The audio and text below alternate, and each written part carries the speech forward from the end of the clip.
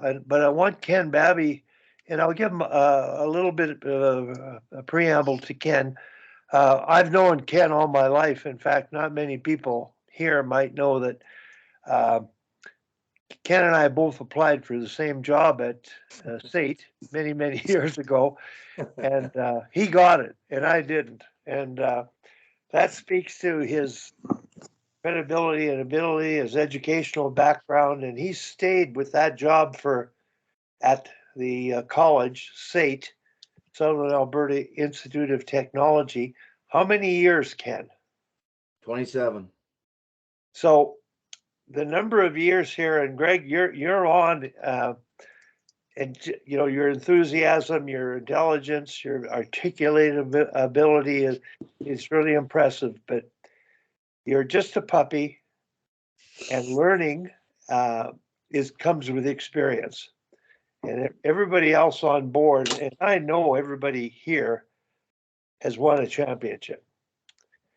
And I thought, we're talking about the score clock here. We're not necessarily talking about growing citizens and a better tomorrow and that kind of thing. At the end of the day, the judgment is based often on the outcome. So, Babs, you're not the oldest dog here, as Tim said.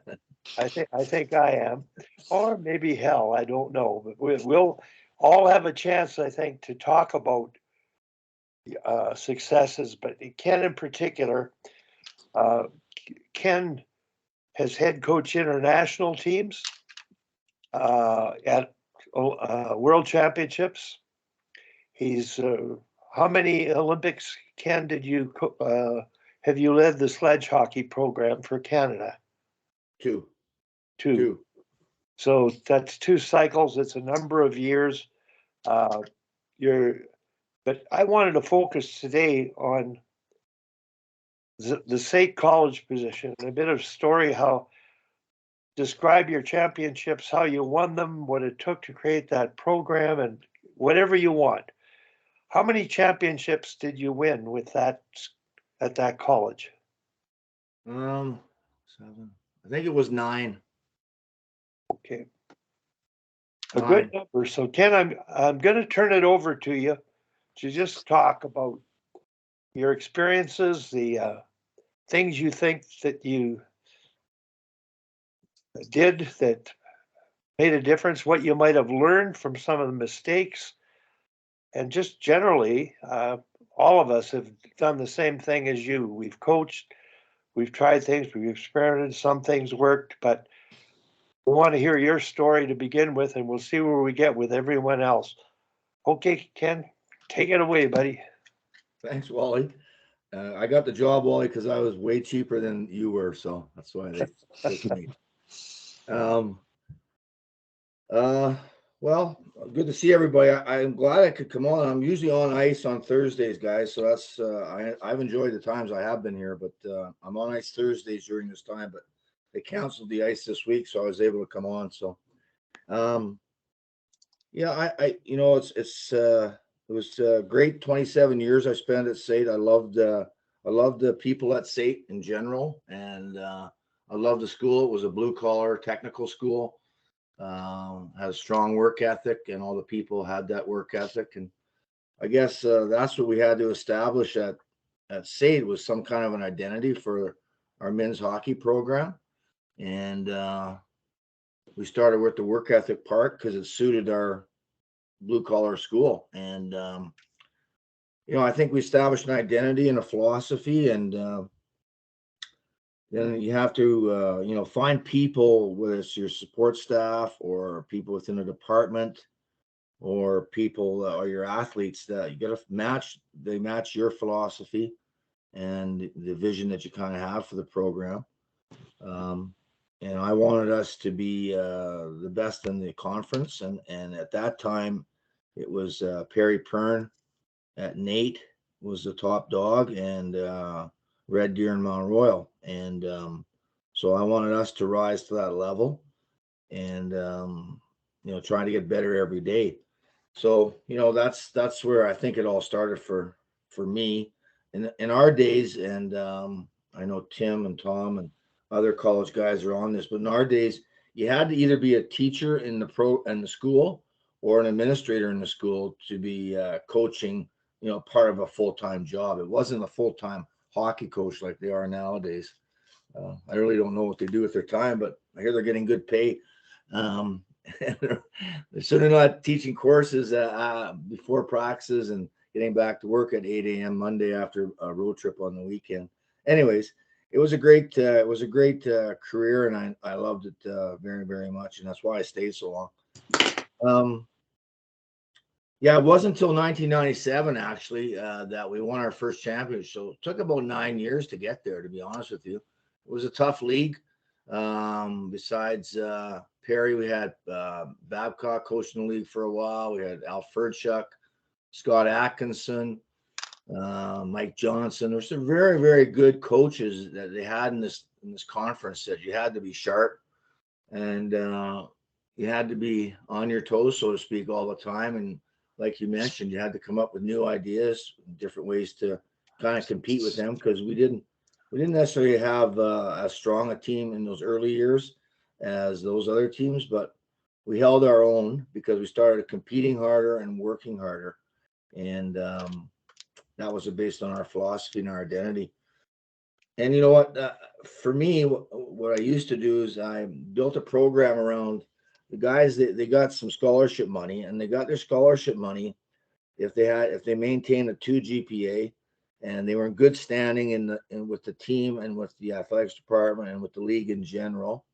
And then we added another piece, a community service piece, because I really thought that these guys had to give something back to the community, and by doing that, they would be a little more proud about what they were doing at SAIT in terms of being hockey players. Because a lot of them in post-secondary in Canada, in those days anyways, and the guys I got at SAIT, they felt like it wasn't they didn't reach their dream. They all wanted to go to the NHL. Like Greg, you had mentioned about your kids in high school there. They all wanted to go to the NHL, and they had this dream, and then that didn't happen. So they thought maybe go minor pro. Probably didn't happen either. So they came to SAIT to get an education. And they felt, I don't know, I just felt like it wasn't, I don't know how to explain it. It wasn't what they really wanted. So I wanted to give them something so it could play with a little bit more honor and pride in our game. But by that process, a few things came out of it, I thought. We started getting more people interested in so they'd have to do four community service events a semester to get their money. And so it would be anything from running practices for minor hockey teams. They'd have to find a team to work on and do that, or just a variety of things. And then what we found was that we started getting more and more people coming to our games because they started knowing who this player at SAIT was and getting a relationship with them. And also our hockey school started to get stronger too. We started getting more numbers in our hockey school because of it. So it was a good spinoff, and it just happened by accident, to be honest with you. But I felt that was a key component. The guys had to do something on the ice, but also in the community and keep their marks up at the same time. Yeah, so most of the players I would get were from Saskatchewan Junior Hockey League because I was from Saskatchewan. I had some good contacts to start out with, and then Alberta rural areas mainly, and then BC Junior Hockey League from more of the remote areas there, the northern BC guys, some in central like Merritt, those kind of teams. So mostly we were building our team around kind of blue collar, hardworking, physical type of team, and that was our identity, and that's how we played. And once we got going, we got rolling. Our success was pretty good from '97 until 2014 when I left SAIT. That's when we won 9 of our championships. So we won 9 championships over 17 years. I think we had 7 straight first place finishes, and we were a 2-year school, so you're always recruiting, you're always flipping guys over, and I had to build up a really strong relationship with all those junior programs I mentioned. And Western Hockey League guys, we got some of them, but I would probably cut as many Western Hockey League guys as I kept. just because they didn't have the attitude, the positive attitude towards playing ACAC or SAIT hockey. And so I would give them a shot, and then if they didn't work out by Christmas, I would move on from them. So that's how we kind of built the team and built the structure of our program. And we created a fundraising organization called Trojan Hockey Alumni Association, which allowed us to fundraise and do a few casinos and things like that, so we could offer tuition scholarships. Yeah, so that's just how I kind of built the program around that concept. And I was also, as I was teaching, I became the athletics director about 10 years in, because our ex-athletic director was the basketball coach, and he resigned over the summer, and I was actually running hockey school, and they came downstairs. I remember this, forget who the guy's name, he was a director, he came down and asked me, do you want to be the athletics director for a year? And I said, yes. And it ended up being 17 years of athletics director and still coaching. So it was busy times, but it was good times. And thank God I had a great wife and supportive family, and we had a good run of it. So that's kind of like how we built the program and what the foundation of the program was